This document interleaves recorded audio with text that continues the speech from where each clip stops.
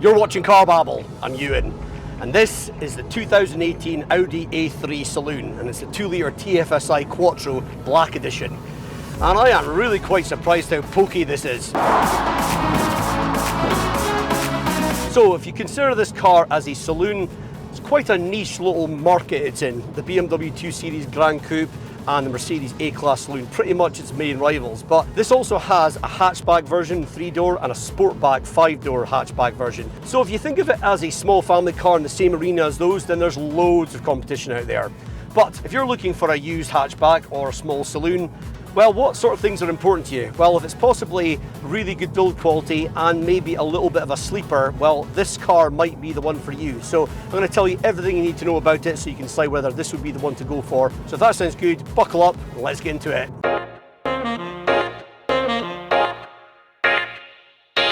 So the third generation of the Audi A3 ran from 2013 to 2020, and this is the 2018 one. So it's pretty much one of the last versions of that. So it's had quite a few facelifts along the way. So if you're buying one of these used, chances are they've ironed out all the gremlins by then. And yeah, it's got fairly modern tech in it as well. But what's this got under the bonnet? Well, it's a 2-litre 4-cylinder turbocharged petrol engine with 188 brake horsepower, 320 newton-meters of torque. But it produces 0 to 60 in 6.3 seconds, which is really quite good. And back in the day, you would class that as proper hot hatch territory. These days, not quite. You probably need the Audi S3 or even the bonkers RS3 if you really want to scare the pants off your passengers. But yeah, that is still really quite good performance, and I can confirm it feels every bit that quick. But because it's not an out-and-out sports car, my main sort of metric about how fast a car is and how fast it needs to be is how many cars could you roughly overtake when you needed to? Well, I would say you could overtake quite a few cars at once in this thing, maybe even a funeral procession.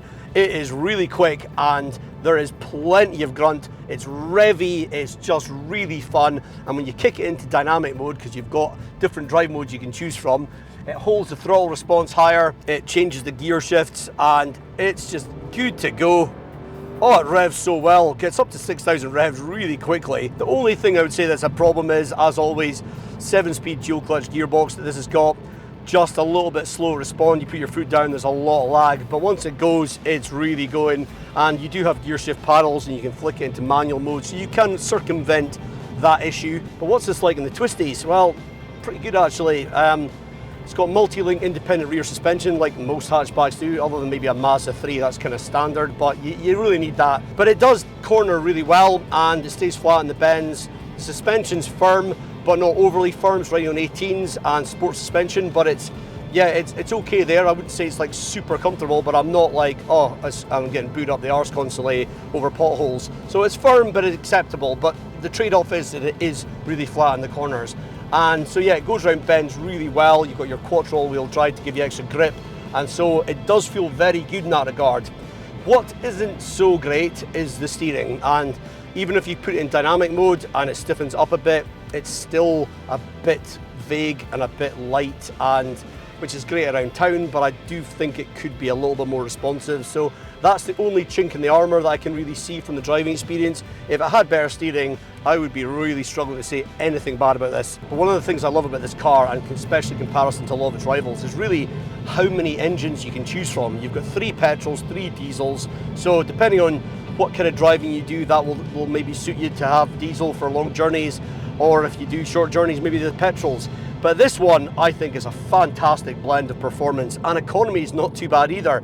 This in the real world over a long period of time is getting 35.7 mpgs, which isn't too bad for the performance you've got, so I will take that. But in 2017, they changed from the 1.4 TSI turbo petrol to the 1.5, and I've driven that engine in the Audi A5. You can check out that video, and that is a great engine. And so you could still have reasonably good performance from that, not as good as this, and decent fuel economy from that. So if you don't do a lot of long journeys or you're a diesel snob, that could be one to look at. But this 7-speed dual clutch gearbox, I don't normally like them in Audis, but then I'm always driving diesels, and I definitely find, yeah, with this petrol, it's a lot better at responding, I find.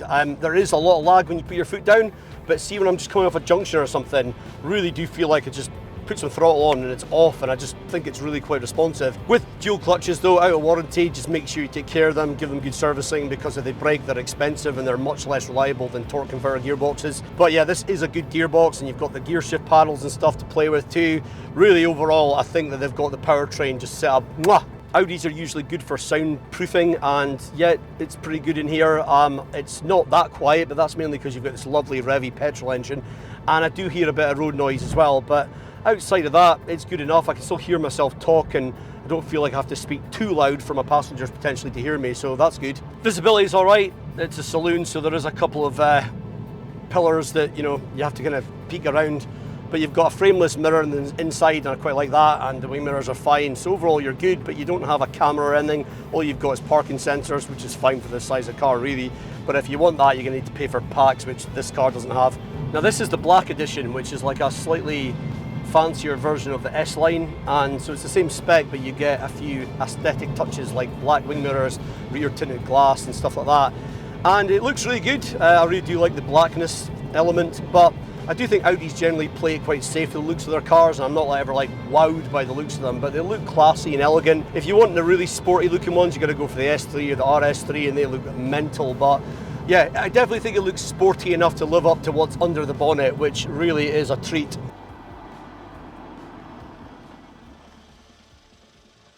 Now the A3 Sportback, you'd think would have a bigger boot, and it has a 390 litre capacity with the seats up, but no. The saloon, 425 litres apparently, and I'm struggling to see how that's 425 litres if I'm honest.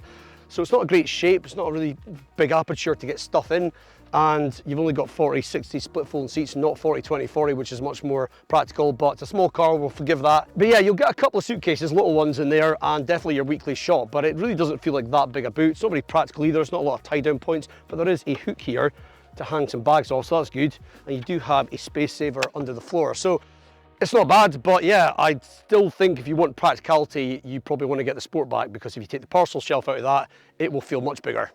So the back seat of the A3 saloon, and mostly it's pretty good.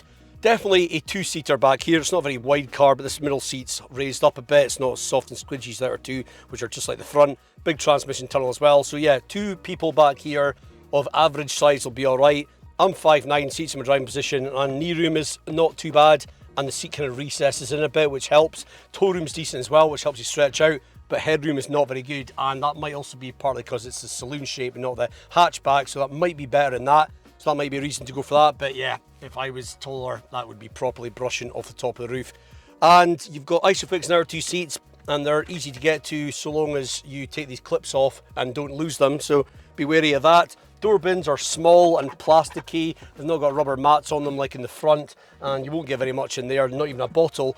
And that's a shame, because is there a centre armrest with some cup holders? Nope, it doesn't have the pack that comes with, which is absolutely ridiculous if that's even a thing. But yeah, no centre armrest. So it's quite basic back here. You've got a power socket, and you've also got a couple of air vents, but that's about it. Audi always knocks it out of the park when it comes to build quality, and it's not really any different in this car. It's excellent.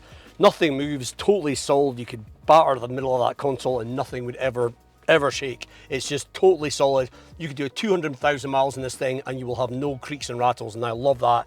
And the door close, that's a solid door close. Not the best Audi door close, but that's a quality door close and a sign of quality. The indicator stalks are highly damped and nice, and it just feels good. But the buttons, oh, I just love the sound that makes. Audi buttons are the best buttons of any buttons. They just are. And yeah, everything's great. There's a few scratchy plastics further down, which you probably wouldn't get in slightly bigger Audis and, like, you know, more expensive ones, but who cares about that? Everything is decent. The driving position's pretty good. The steering wheel's lovely in the hands. It's not as soft and squidgy as a BMW's, but it's a nice thickness and flat bottom with the black edition, and it's just, yeah, feels good and chunky, and the buttons are nicely damped there as well.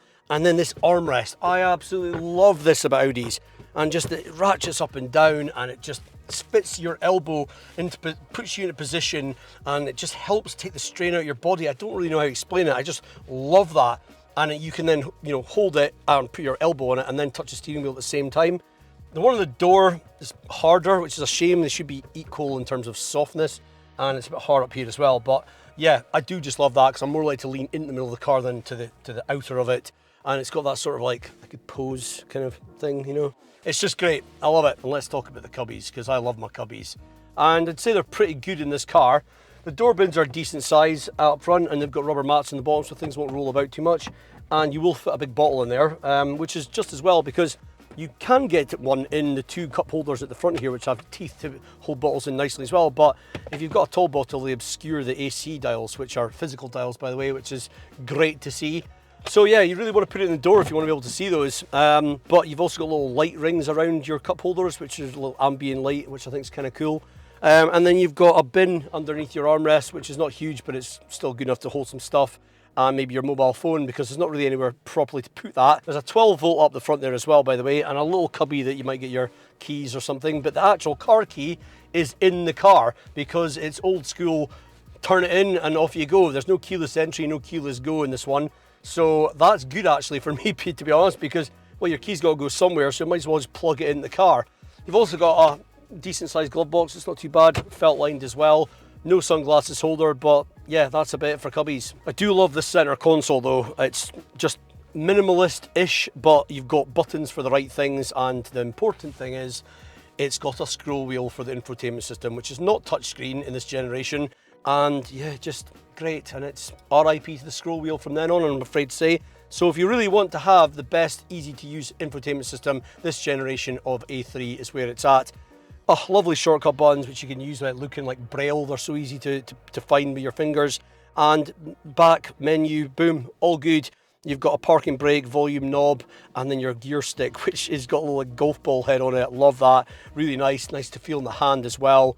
And it's just a really nice center console, and then your infotainment system, which is a pop-up, and you can put it away if you don't want to see it, which is really cool. But when it comes out, and it's something kind of cool about the way it does that, the graphics are still really good, and they've stood the test of time so well, this infotainment system and these graphics. Just listen to that clickiness. Oh, God, so good. But yeah, it's just so easy to use. A total moron could figure out their way around this system. Brilliant system. No lag, just click, click, swipe, swipe. Love it. And no Apple CarPlay and Android Auto in this one, but you definitely can get it. So that's a shame, but I don't see it on this particular car for some reason, but that's definitely something you can get. And it's just a really great system. It's not a very big screen, that, but who cares? It's right in your eye line, but if you don't want it to be, press a button, it goes away. And then there's the cockpit, which in this one doesn't have the tech pack, so you've just got a LCD screen in the middle of 2 dials, but you still get lots of information there, including a digital speedo, which is all I really care about having. But yeah, if you go for the tech pack, you'll get the virtual cockpit, and that will look amazing. And you've got full digital, and you can even get Google Maps in there if you've paid for it, and it's ace. So that is one of the best cockpits ever. I think it still looks better than most more modern ones now. It's really stood the test of time, really great. So that is definitely a feature it's worth having in this car. But it doesn't have it, but it doesn't really matter, because I've still got the information where I want it to be, and that infotainment system is just ace. But again, another thing that's ace about this car is just that you've got physical buttons for air conditioning, and they've got the lovely blue and red signature sort of surrounding lights, which look great in the dark and just so easy to use. I love these air vents as well. They're really funky, and it's just one of these cars that is just functionally just superior to most other cars. So something else you get with the Black Edition is this Audi sound system, which is like an upgraded version of the basic standard system, and it's not bad actually. It's not too bad at all. If you want the comfort pack and get the Bang & Olufsen system, that's going to be proper banging, and apparently it's ace. But yeah, I think as far as standard sound systems go, I'd say they've got it reasonably good with this car. And because it's reasonably well insulated, I think it holds the sound in not too bad too. So that's definitely a reason to maybe get a higher spec A3. So my main gripe with this car is that it's missing quite a few toys. And as always with Audis, you have to pay for so many packs to get all the good stuff. And this one doesn't have a huge amount of packs on it to be able to say, you know, how good they are. But you really do have to buy a lot of extras when you buy an Audi. And if you buy this car new, it's going to be really expensive, and then you're going to have to add on options. And that's where you start to look at its rivals, and potentially ones like the ones coming from the Far East, and they'll just have so much more kit included in their specs.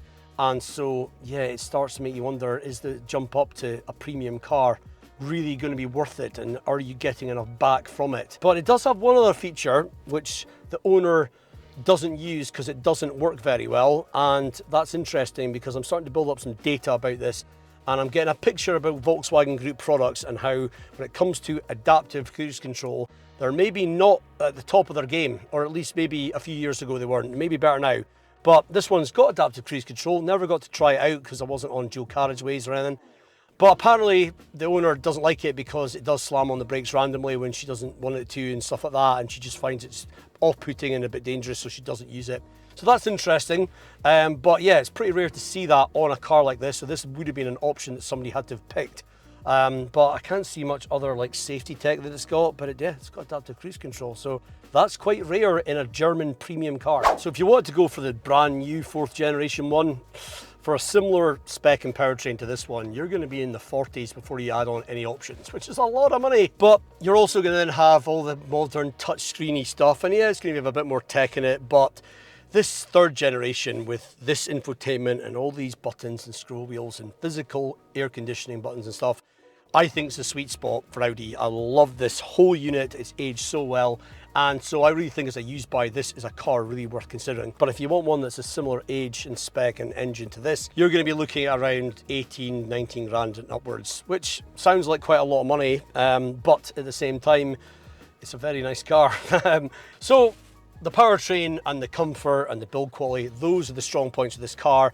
And compared to its rivals like the BMW 2 Series and the Mercedes A-Class, it might be edged out by the Beamer in terms of driving dynamics. Can't confirm that because I haven't driven it, but I've driven a few Beamers and I would imagine that's probably a safe bet. The Mercedes perceived quality is going to be really good, but if you dig a bit deeper, probably will be a bit cheap in some areas. And so this has got a niche of its own, and build quality is at the center of it. But if you wanted a small family car, there's so many other mainstream brands that do hatchbacks that will give you way more bang for your buck. So it really is, are you wanting the Audi badge and the prestige of an Audi and a premium car? And how important are the things that I've said that are good about this car to you? So guys, hope you enjoyed the video, and if you did, please do give it a thumbs up and leave me a comment below with your thoughts on this and the car if you've got it. And yeah, don't forget to subscribe because there's loads more coming up the channel. But also, if you live in the northeast of Scotland and you'd be interested to have your car reviewed, please do get in touch with me. You can follow me on Instagram, drop me a message there, and I would love to speak to you. I will give you a kind of free valet of your car as part of the process. But yeah, that's basically how I get my cars at the moment. So if you're interested, get in touch. Anyway, thanks for watching, and I'll see you in the next one.